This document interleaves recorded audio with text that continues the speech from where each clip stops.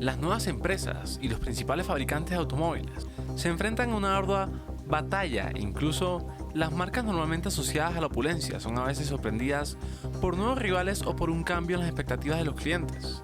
Las marcas que aciertan cosechan los beneficios, las otras marcas son relegadas al ático del automóvil después de unos pocos años de ventas decepcionantes. Sin embargo, las cifras de producción no siempre cuentan la historia completa. Hizo Rivolta Lele, 1969. El Lele Hizo Rivolta era un coupé 2+2 con un diseño italiano firmado por Marcello Gandini y una nota de escape tipo muscle car del V8 de origen Chevrolet bajo el capó. No todo el mundo le gustaban sus proporciones, pero Hizo consiguió vender 285 unidades hasta 1974, un número respetable para un fabricante de autos de bajo volumen. Los últimos 165 autos consiguieron un motor Ford tras un desacuerdo entre Hizo y Chevrolet. Mónica 560, 1933. El industrial francés Jean Tastevin esperaba seguir donde Facel Vega lo dejó cuando reunió un equipo de diseñadores e ingenieros para crear un super sedán. Chris Lawrence diseñó el chasis e instaló una evolución del V8 desarrollado por Ted Martin, aunque la versión final se conformó con un 8 cilindros de 5,6 litros de origen Chrysler. El estilista Tony Rascano, formado en la técnica de la señal, le dio al auto un diseño aerodinámico y retroceso rápido que sin duda le valdría la polémica etiqueta de coupé de 4 puertas en el siglo XXI. Tastevin bautizó el auto con el nombre de Mónica en honor a su esposa, Monique, y presentó el modelo en el Salón del Automóvil de París de 1903.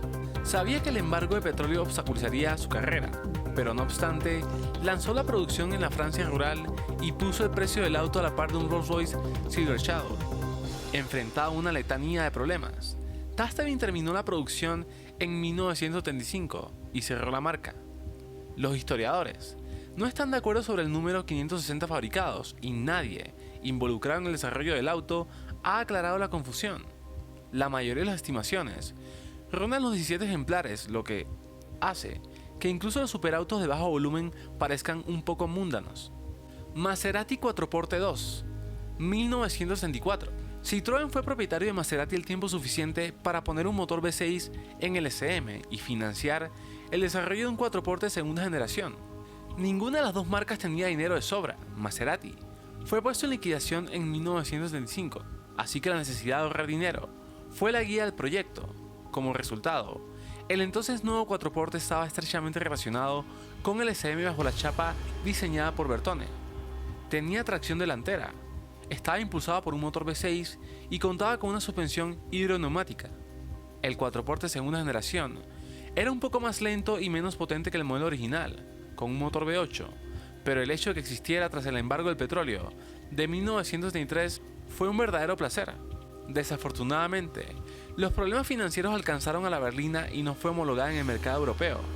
Los dos ejemplares construidos entre 1974 y 1978 fueron irónicamente enviados a Oriente Medio.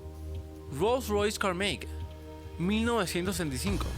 Rolls-Royce rompió la tradición cuando encargó a la casa de diseño italiana Pininfarina que dibujara un gran y majestuoso coupé llamado Carmack a principios de los 70.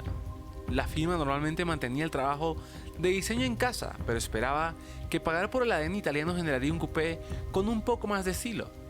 El resultado final fue controvertido.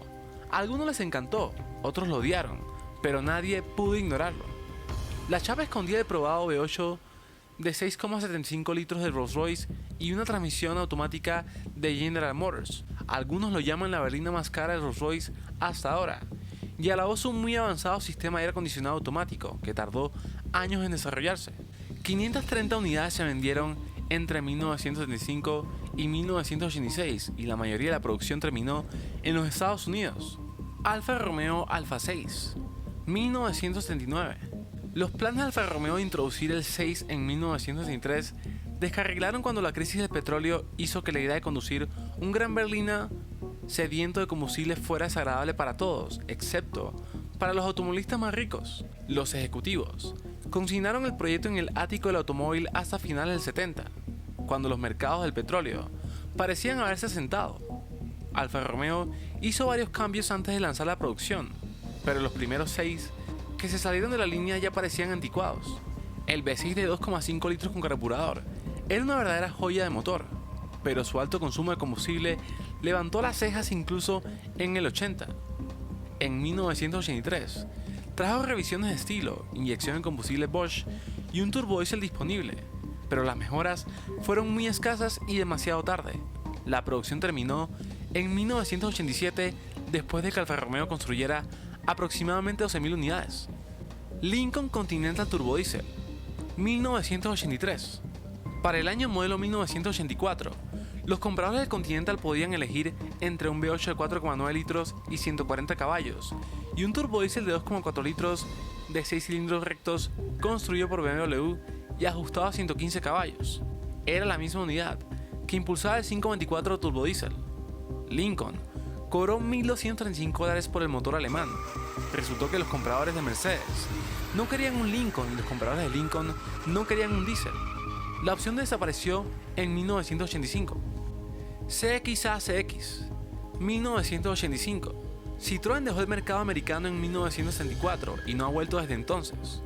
Aunque la NHTSA reguló los autos de suspensión hidroneumática como el CX fuera de los Estados Unidos, los empresarios holandeses André Pol y Malcolm Langman dieron al modelo la oportunidad de brillar cuando formaron CX Automotive a principios de los años 80. Su equipo llevó a cabo numerosas modificaciones, como la instalación de luces de posición laterales y de faros sellados, para que el buque insignia Citroën cumpliera con las normativas americanas. A veces, también añadieron características del mercado, como molduras de madera real. El costo de comprar un CX, modificarlo y enviarlo a América era extremadamente alto, por lo que el CX-A cobraba unos $30.000 por un modelo legal y homologado en los Estados Unidos. Vendió unos pocos ejemplos y dirigió su atención al XM cuando la producción de CX finalmente terminó en 1991. Volvo 780, 1985. Volvo renovó sus lazos con el carrocero italiano Bertone para transformar el 760 en un coupé llamado 780, presentado en el Salón del Automóvil de Ginebra de 1985. Sus proporciones eran más agradables a la vista que la del 262C y no estaba disponible con capota de vinilo. Llevaba unas líneas afiladas y deportivas que encajaban bien con el resto de la gama Volvo y se ajustaba a lo que los compradores esperaban en esa época. En el interior, los adornos de cuero y la madera ayudaron a estar a la altura de su posicionamiento como buque insignia. Estaban orgullosos de ser uno de los autos más exóticos que jamás había lanzado por Volvo. A nivel mundial, las opciones de motor incluían un V6, un turbodiesel y un 4 cilindros con turbocompresor. Los historiadores no están de acuerdo con el número 780 unidades construidas. Volvo fija la producción total a 8.518 autos, pero algunos afirman que el número exacto se sitúa en torno a las 10.000 unidades. Sin embargo, la producción del 780 terminó en 1990 y no fue reemplazada hasta que la primera generación de C70, en la que Bertone no participó, llegó en 1996. Chrysler TC por Maserati, 1987. Las expectativas eran altas cuando Maserati y Chrysler, propiedad de Tommaso, empezaron a desarrollar un auto en los años 80. Aquellos que esperaban pacientemente un deportivo con cuerpo italiano y gran corazón americano, algo parecido al de Tommaso Pantera, estaban muy decepcionados.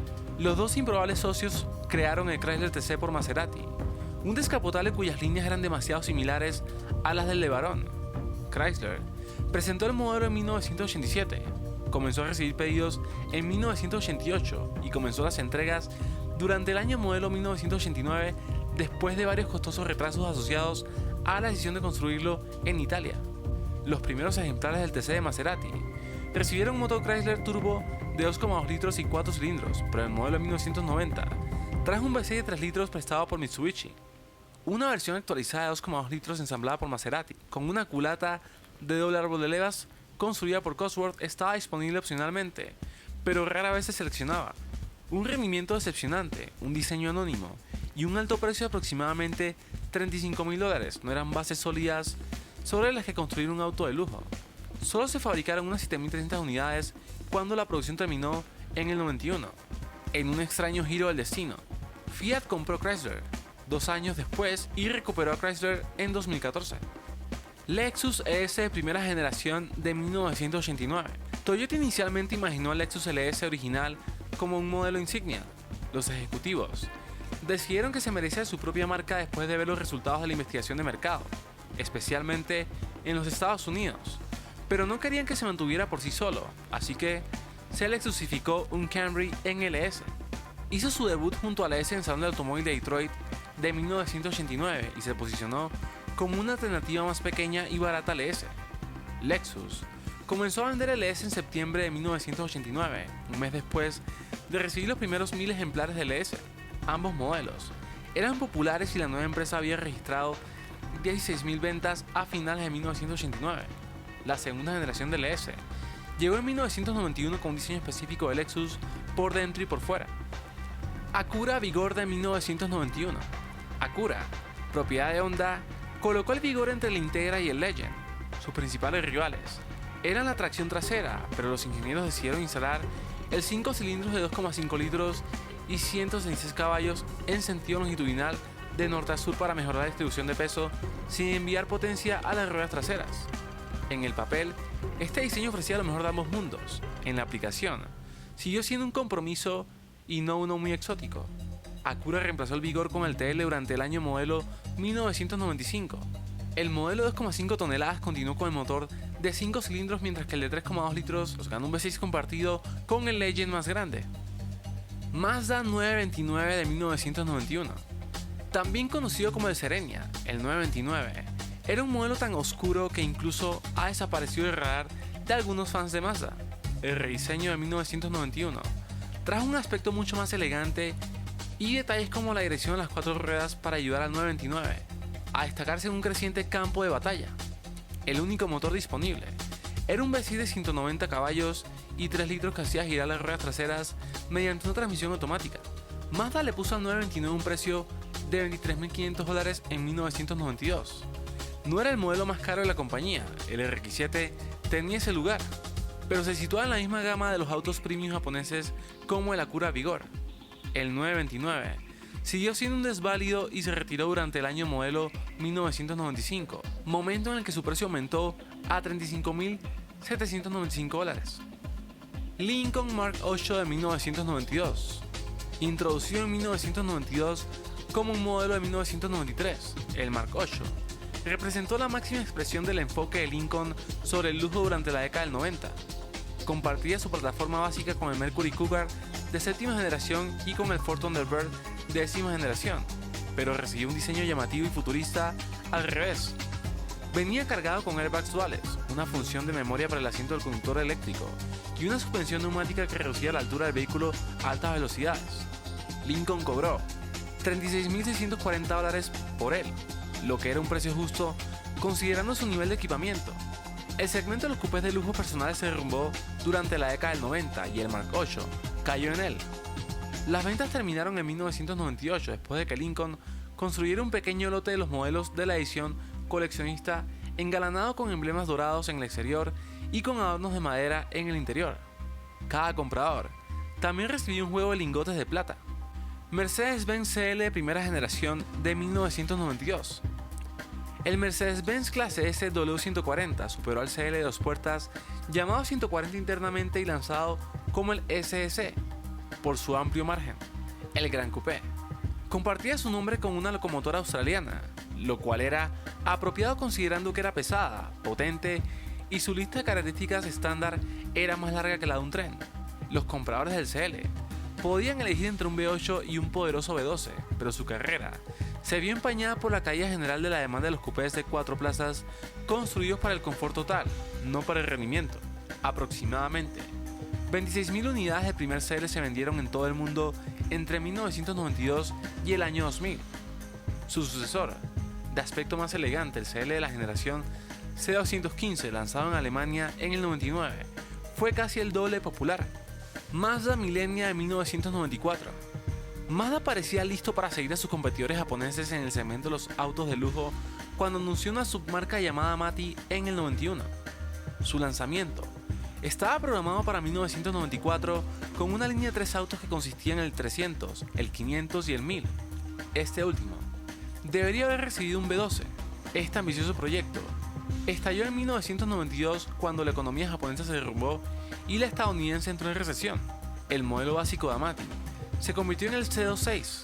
mientras que el auto de gama media se convirtió en el C29, que se vendió como el Millennium en los Estados Unidos. Reemplazó al 929 en la parte superior de la gama de Mazda durante el año modelo 1995 y permaneció allí hasta 2002. Una vez más, el reconocimiento de la marca jugó un gran papel en mantener alejados a los compradores de lujo. El emblema de Mazda carecía del prestigio de una estrella 3 puntas de Mercedes-Benz o de un emblema en forma de L de Lexus. La compañía dejó el segmento premium en Norteamérica después de que el Millenia se retirara, aunque está volviendo lentamente a él a medida que va subiendo el precio de sus autos. Tatra 700 de 1995. El último auto de pasajeros de Tatra, el 700, fue el primero que desarrolló después de la caída del telón de acero.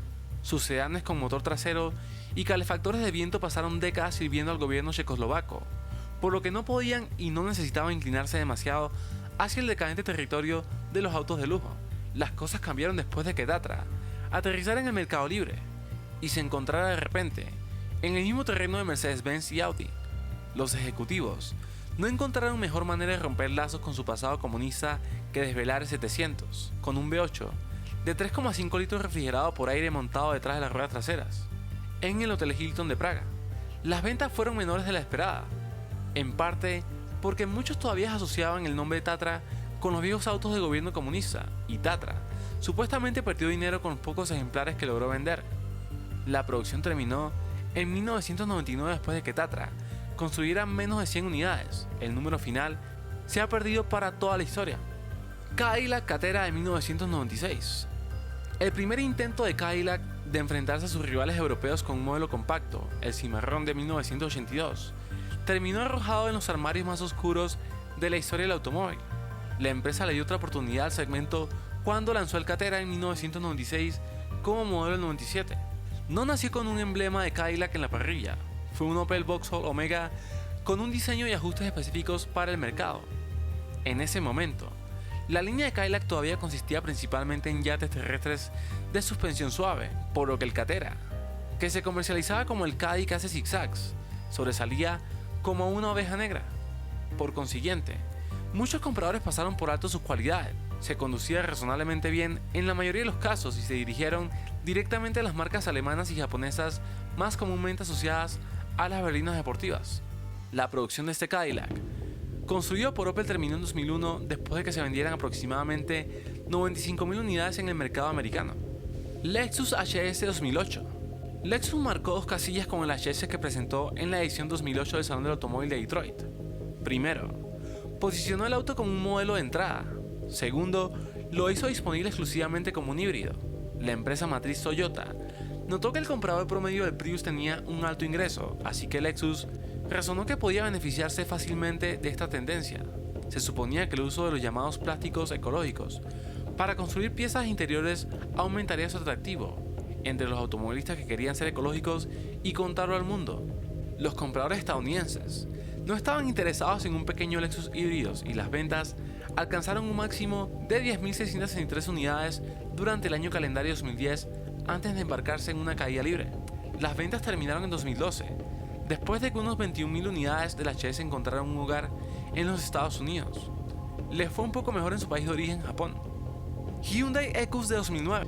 Pocos ejemplos de la primera generación. El Hyundai Ecus derivado de Mitsubishi salió de Corea del Sur. El modelo de segunda generación, presentado en 2009, se desarrolló pensando en el mercado americano y las ventas comenzaron para el año modelo 2010. Hyundai se enorgullece en presentarlo como una alternativa económica al Audi A8 y al Mercedes-Benz Clase S, entre otros buques insignia de 4 puertas para aquellos que lo hicieron fabricar. Hyundai aprendió de la manera más dura que los automovilistas que quieren un nuevo A8, pero no pueden permitírselo. Compran un usado, no un auto coreano de gran valor. El reconocimiento del nombre es extremadamente importante en este segmento. Fuera de su país de origen, el Ecus siguió tranquilamente hasta que se retiró en 2016. Su sucesor, el G90, inauguró a su marca Genesis cuando llegó a los salones de exhibición para el año modelo 2017. Aston Martin Signet de 2010.